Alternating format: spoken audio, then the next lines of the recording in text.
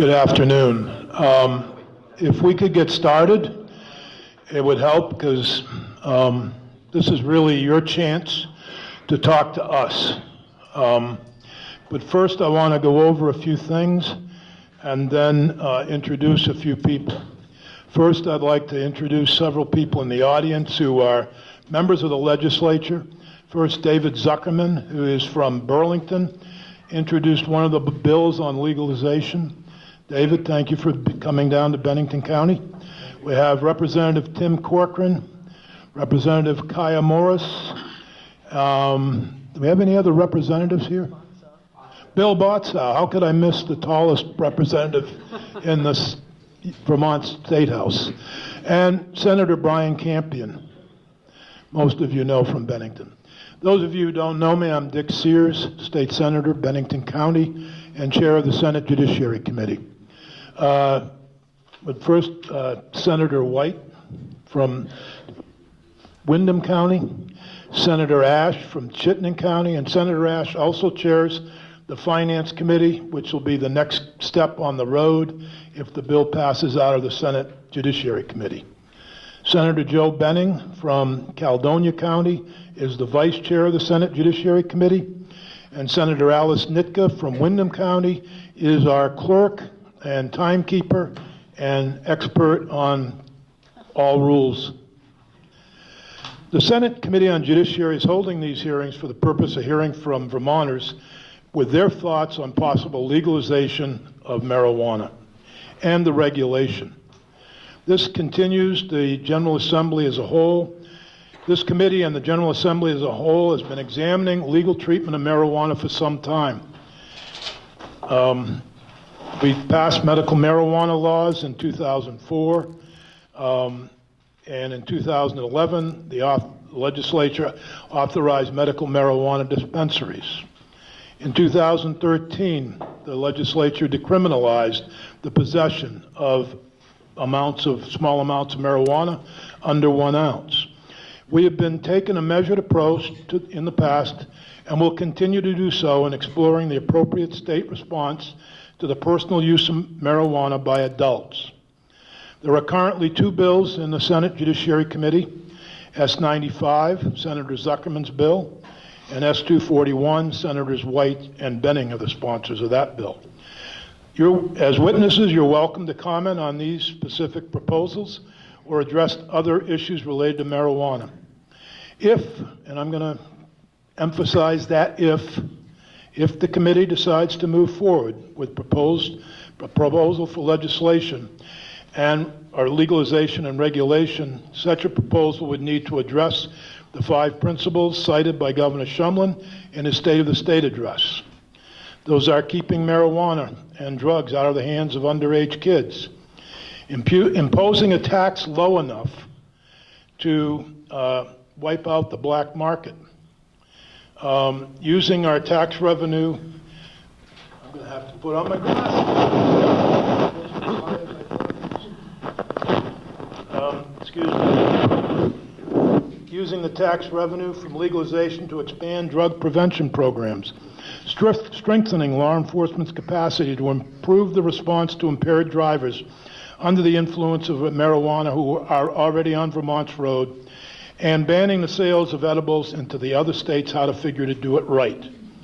We would ask our witnesses to keep their comments under 3 minutes so that we can hear from all of those of you who signed up, and we'll do our best. We're going to have to end at 2:30 because we're heading to Brattleboro and then to Springfield this afternoon. So Senator Benning is going to read 2 names. The first name would come up to the podium and speak, and the other name could sit up here, and they're kind of on deck. And those of you who are Red Sox fans knows what that means. So thank you very much.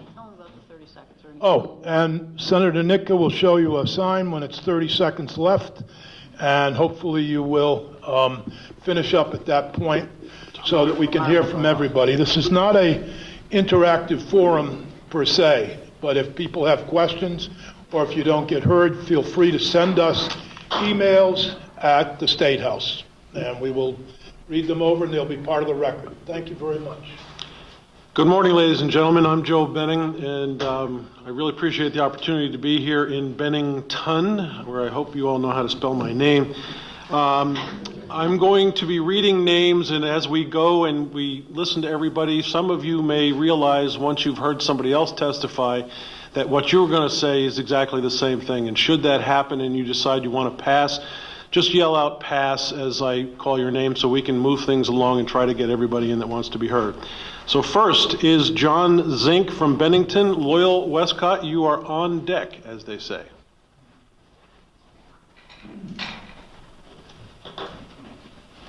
Oh, and I should also add, if you happen to have one of these, if you could put it on airplane mode, we'd most appreciated.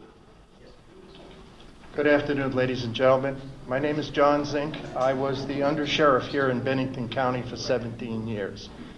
During that particular time, I also served as a drug and alcohol awareness officer and was the co-coordinator of the state of Vermont's DARE programs. One of the things I'm not going to do is talk about anything I am not expertise in.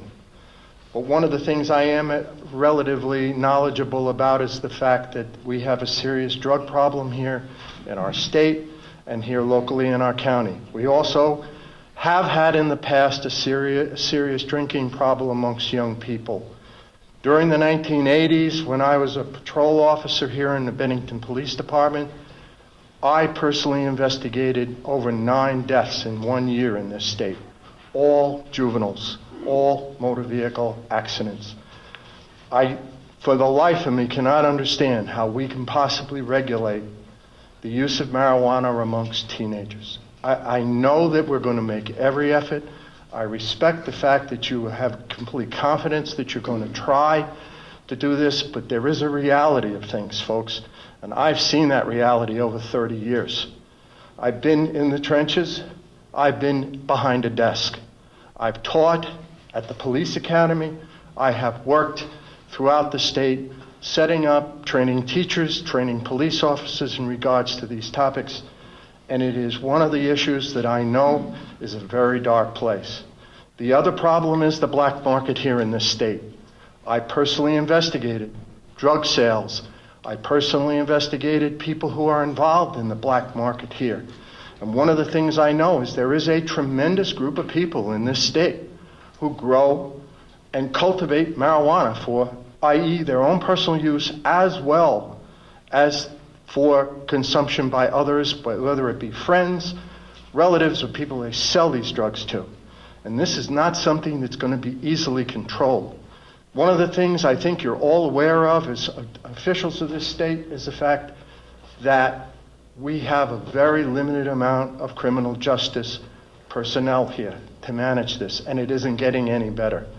I would hope that you would consider this, not necessarily to not ever allow this, but to take some time to step back. Thank you very much. Thank you. Loyal Wescott and Arthur Peterson, you are on deck. Before Loyal starts, I just want to recognize Representative Alice Miller from Shaftesbury, who just arrived. Hello, my name's Loyal Wescott, and I reside in Bennington. And I know there's a lot of people that's for marijuana recreational use.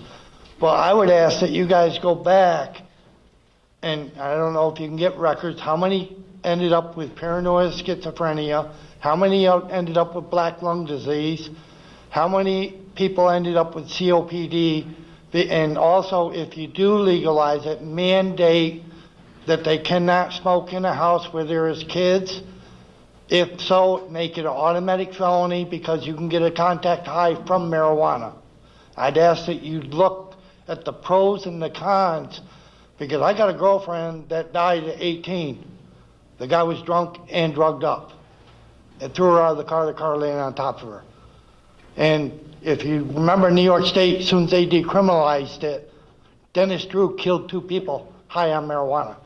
I don't want the same thing to happen when they legalized alcohol, seeing how much money they can make, and now millions of people are dead because they legalized it.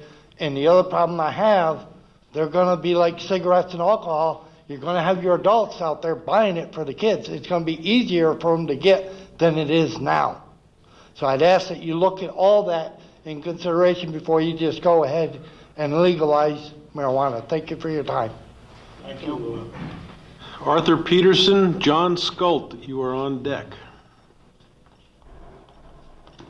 Folks, thanks for this opportunity to speak with you. Appreciate the opportunity to come here as a citizen and talk. I've thought long and hard about what to say here. I'm dead set against any attempt to legalize marijuana. I think I'll just talk about health and safety. This state prides itself in being a healthy state and an extremely safe state. Okay, most people I think in this room would agree that our crime rate is relatively low, and our people are healthy, our people are active, our people are outside. So what will this legalization potentially do to the health and safety of our state? If you used a Colorado example, when they legalized, I don't know exactly the year, but since they've legalized, a number of things have happened in Colorado. There's been a big increase in traffic fatalities with links to marijuana. The drivers linked to marijuana, traffic fatalities have gone way up since legalization of marijuana. ER visits, emergency room visits, have gone way up in Colorado since legalization of marijuana. All related to, ER visits related to marijuana have gone way up. That's what I mean to say. Increase in marijuana use in kids between 12 and 17.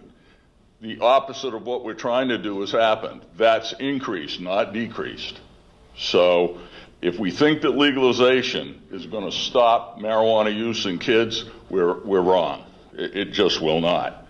And there's even been an increase, and is very predictable, in exposure to marijuana in children under 10 years old. Okay, my biggest fear in this is not necessarily the 21-year-old trying marijuana. My problem with this is the 35-year-old parent in his home with 2 children smoking marijuana regularly.